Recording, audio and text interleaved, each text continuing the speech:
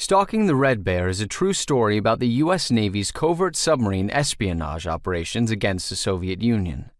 Codenamed Holystone, this top-secret operation began in the late 1940s and continued through the Cold War and beyond the collapse of the USSR. Stalking the Red Bear tells how in the 1970s, arguably the most dangerous decade of the Cold War, the U.S. nuclear-powered submarines collected visual, electronic, and acoustic intelligence on Soviet military capabilities. It also tells how the U.S. Navy's nuclear-powered Sturgeon-class submarines, the workhorses of America's undersea spy program, were developed, designed, and built. Most important of all, it explains how they functioned and cloaked themselves in virtual invisibility to avoid detection by the Soviets. Stalking the Red Bear also looks at the doctrine and tactics of what the Soviet Navy called the struggle against submarines, and the U.S. Navy called anti-submarine warfare, or ASW.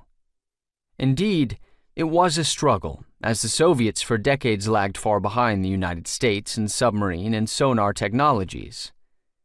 In their mostly failed effort to thwart American Cold War submarine operations in waters bordering Russia, the Soviets had to deploy submarines whose seaworthiness and reliability were questionable, to say nothing of the safety of their nuclear reactors and weapons.